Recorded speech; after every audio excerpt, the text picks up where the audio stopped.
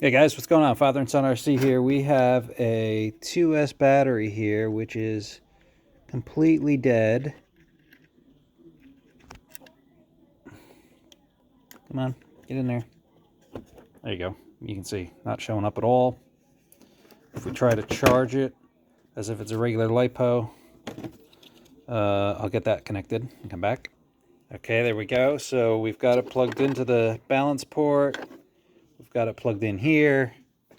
And the charger's reading 0. That's channel A. Right, we try to charge this thing as a LiPo 2S. It doesn't matter what the amperage is because we're not going to charge anyway, but I'll show you what happens. Right, it says without balancing connector. So, which means it doesn't think that it's plugged in because this thing has no juice. So, what we have to do here is we have to fool it. We're going to unplug this from here. And there's other videos out there that do this. We'll plug this into here so we can monitor the charge. This is hard to do one-handed, but I got it. Look at that. And we're going to go over here, and we're going to go up here, and we're going to go, and we're going to tell it this thing is a nickel metal hydride. It's got 7 millivolts in it. I don't know if you can see that. I'm going to go up right there. 7 millivolts, not a lot, right? Target current, I'm not going to charge it that high, so let's just go in here. We'll just charge it at like 3 amps so that we don't light this thing on fire. First time doing this. And so it doesn't care if it has residual voltage. If it's a nickel metal hydride, right? You don't really have low battery cutoff when you use those. So when you have low battery cutoff, it just sucks all the juice it can out of a nickel metal hydride. So here we go. Right, and now we've got 4 volts. We've got 1%. And we can see that that thing is climbing up. Now that's 2S, right? So that's 4 volts across both cells.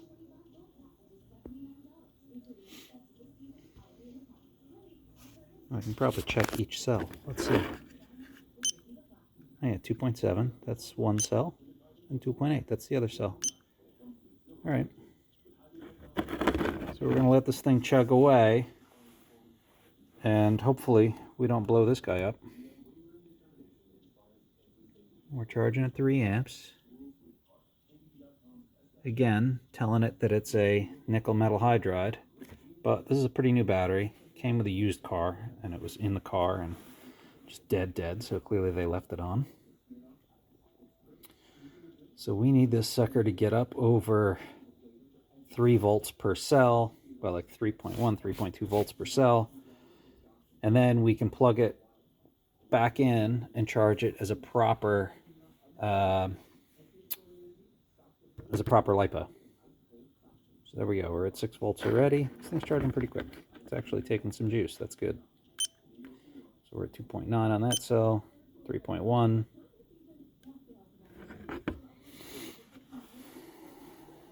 You don't want to charge it fully as a nickel metal hydride. Uh-oh. Oh, there we go. Thought it was going down for a minute there. So theoretically, at this point, we could plug in the balanced port and charge it as a nickel metal hydride, and it should recognize it because it's now got over 3 volts. We'll let it charge a little bit more.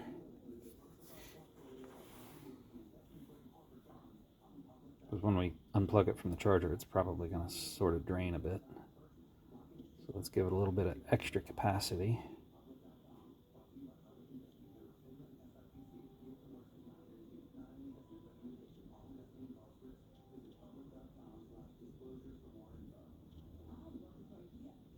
Kind of getting boring now.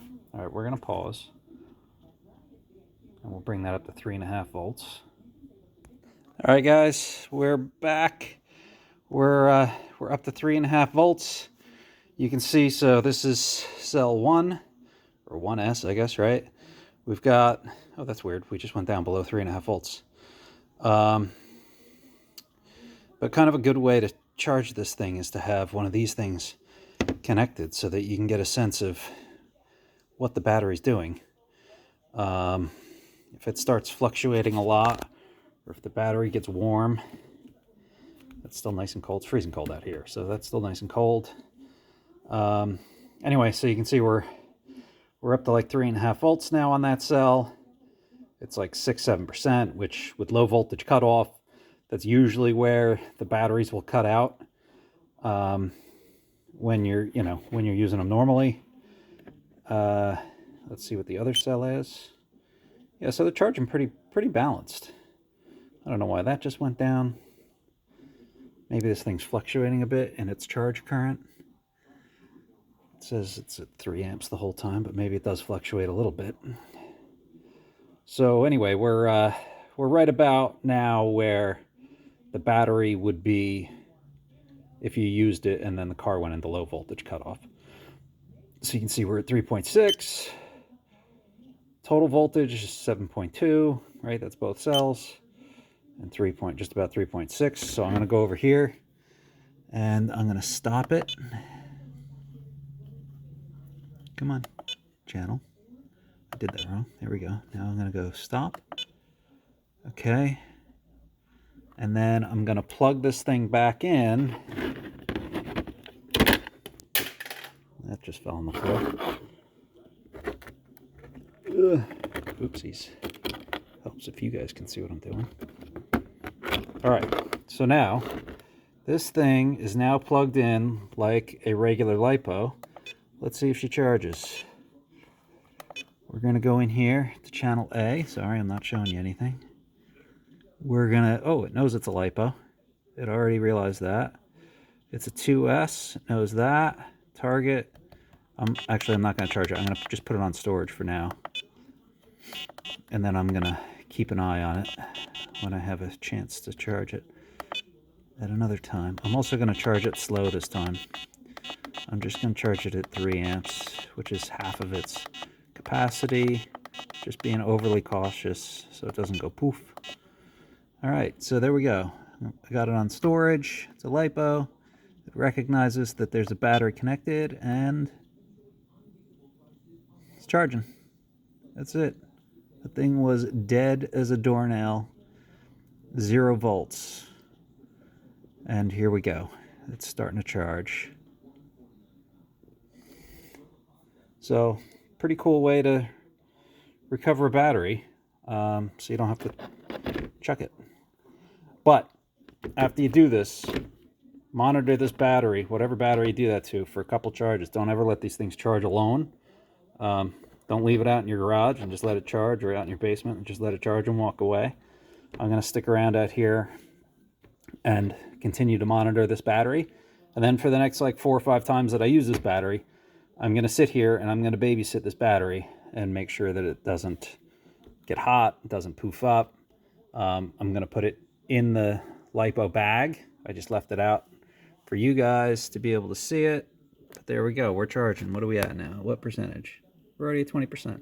It's chugging away there. So, let's go. How do we do this? We're in channel 1.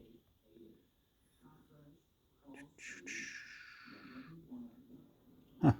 I don't know why it doesn't. I think it usually gives how many volts are in each cell there. But now it's just giving total voltage. That's kind of interesting.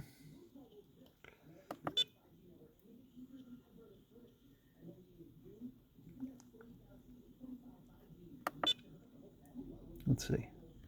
Channel A, enter, storage, LiPo, 2S, start task. Oh, there's the voltages.